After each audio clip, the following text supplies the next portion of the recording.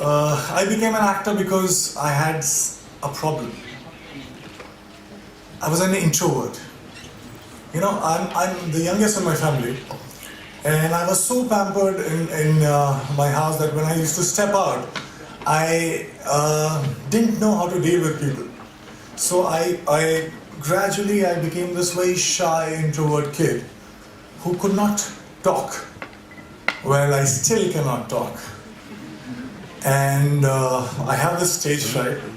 So in case, so what I do generally as an actor is I hide behind all these fascinating characters, and then I'm confident. But like right now, as I'm not acting, so there are problems that I'll screw it up. So excuse me if I falter. Excuse me if I don't make sense. Excuse me if I get a panic attack right now. But I'll try my best. We love you anyway! Alright, I would love to share my journey with you, my learnings, and in case you decide to drop out and join me in Bollywood, it will come very handy. So those two things are the biggest lie and the only truth about success that I was told about. Now the biggest lie was money plus recognition is equal to happiness, is equal to success. So let me begin by mentioning that I come from a very middle class family. And when I was growing up, money was a big differentiator in my life. Also, in the 3 generations of my family that I know of, that are documented, nobody knew what fame felt like. So basically, both money and recognition were missing when I started out. So I already started out as a failure. Let me be very precise. My family told me that I had to become an engineer. Medicals were booked for my sisters. So once I'm an engineer, then I can, try civil services examination, and then probably, that will be like opening the doors for all kind of happiness, and I'll be forever successful. I'll be forever happy. This is the conditioning that I experienced when I was growing up. Alright, fair enough. Good deal. So I became very good in studies. Did fairly well in my 10th board exams. And then off I went to Delhi for my +2, got myself enrolled in a nice school, and Vidyamandir and Fiji and half a dozen of other coaching institutes. And I used to share my room with 3 other similar aspirants. What it meant was, every day after finishing my assignments, school assignments, and preparing for my engineering entrance exam, I had to wash my clothes and I had to cook food for myself. But I wasn't complaining.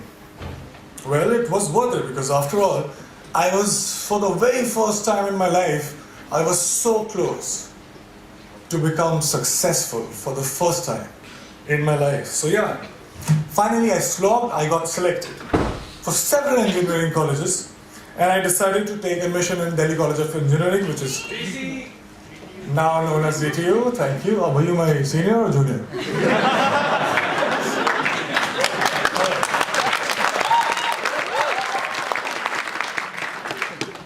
So there was a celebration like this in my family too. I could finally stop for a while and breathe, I was telling myself that, you know what, now you have made it. You should be happy because you're supposed to be happy. But it wasn't working that much. Something was missing. There was a void that I could feel. So I thought maybe something bigger was required. For some reason, incessantly, while the first 18, 19 years of my life, the future me was much happier, much successful than the present me. So I was like, alright, fine. So I was forcing myself. As I promised, I started preparing for civil services examination, and I was forcing myself to slog, but I was bored. UPSC exams were still far away. In the meantime, I thought of doing theatre, and I thought to learn dance because to counter the shyness that I had, still have, and also because there were no girls in my engineering college for some reason. I mean, I felt cheated, man. You slog so much, you crack the entrance exam, and you find that there are no girls. So, yeah. So somebody told me that there are very good-looking girls in dance schools. So I was like, fine, I'll go there. And once I started with performing arts, I knew one thing for sure. I knew that I quite liked it. And 3 years later, imagine me sitting in the campus, and I'm thinking, all right, I'm really interested in performing arts. And all I want to do is to earn money and to be recognized. So if I become a movie star, I actually was very serious and I dropped out of my college in the 3rd year when I was just 2 semesters away from getting the degree, engineering degree.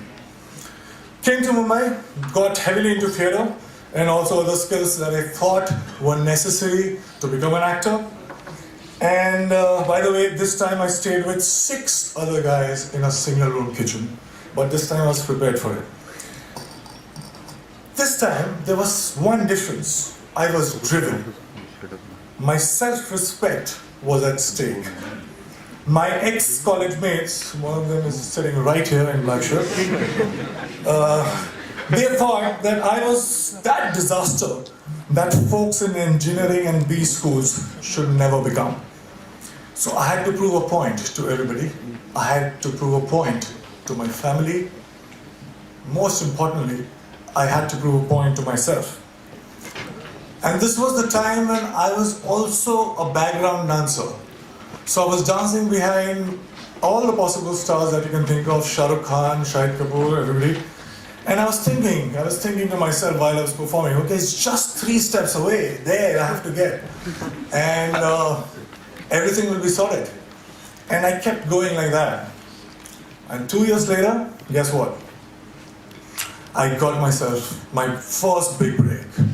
I was selected for a primetime show on a TV. Now hear me out, it was seriously a big break because I started earning. People started recognizing me. To be honest, I would deliberately go and roam in all these malls so that people could look at me, smile, ask for my photograph.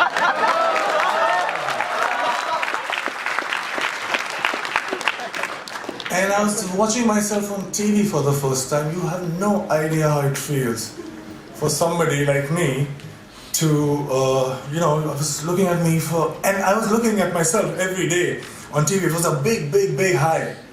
I also suddenly discovered that I actually had many friends. I'm like, who were absent all this while, but suddenly they popped up. And the show became popular. I was making good money to a point that money stopped being a differentiator in my life. And I was becoming more and more popular. Now I cannot go to all those malls that I was going all alone. So I wanted somebody to be with me, to save me. So you know what I'm saying? I bought myself my first dream house. I bought myself my dream car. And just a note to you as well. I was getting such female attention that my engineering college friends could only possibly dream of.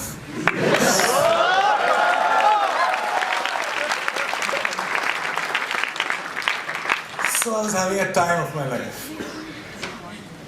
And then something unusual happened. I got used to everything. And I felt cheated. I stayed with all these dreams for 10 and 15 years of my life. I was promised happiness and I was promised success. But all these things stayed with me just for a few days. And I'm punctuating me because I started from 0 money and 0 recognition. So I was not happy. How can that it be? I didn't like this version of success. And the future me again was luring the present me. But this time, I decided otherwise. I would do something else. So that gets us to the second point, which is the only truth. I won't take too much time, I'll just try to keep it short. I figured that something, seemingly big things, were not that big once I got them. And looking back in the past, I realized that maybe smaller things were way bigger. And there was one thing that was missing in my life that was the cause of this illusion. And that thing that was missing was now. I was, all these years, I was obsessed about what's gonna happen. I used to draw those flowcharts that we are taught in schools. And if this happens, I'll do that, and 6 months from now, I'll be here. So I wanted to be in control. I was so obsessed about my future. I was taking the entire responsibility about the past. But all I was doing was frequently swinging from past to future, not living in actual sense. Well, I also figured that when I perform on stage or in front of camera, I'm so much excited. I am so much interested. I was paying so much attention that there was no room to think about future or the past. I was just there in the moment. I was alive in true sense when I was performing.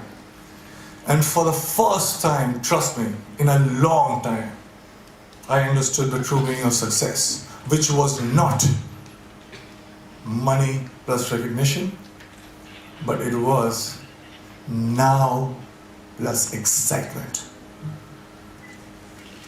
This realization happened in 2011, and it has been 5 years. Now let me share another very short story with you. When I was in school, 4 to 5:30 p.m. was the time when I was allowed to go out and play. I was asked to be an engineer, but the entire day I used to wait for 4 p.m. to happen. I would step out, and the next 1.5 hours felt like 5 minutes.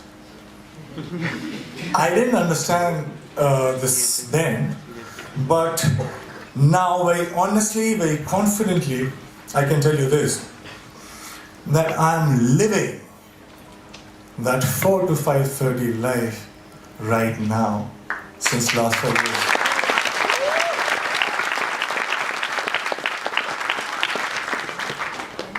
Cause and effects are not different.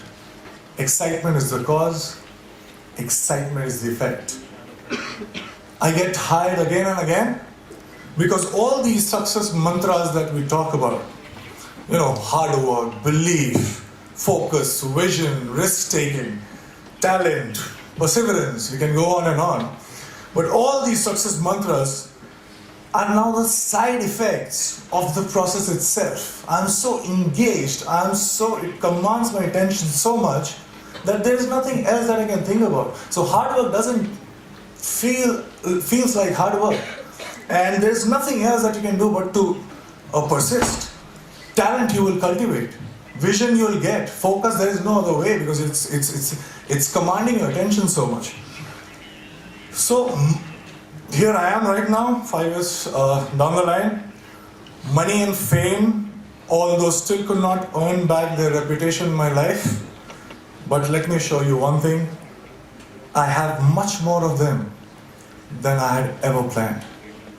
And the best thing, my college, one of the professors who is very dear to me called me recently about asking me to plan this interaction with students, and I very humbly requested that can I get my degree back.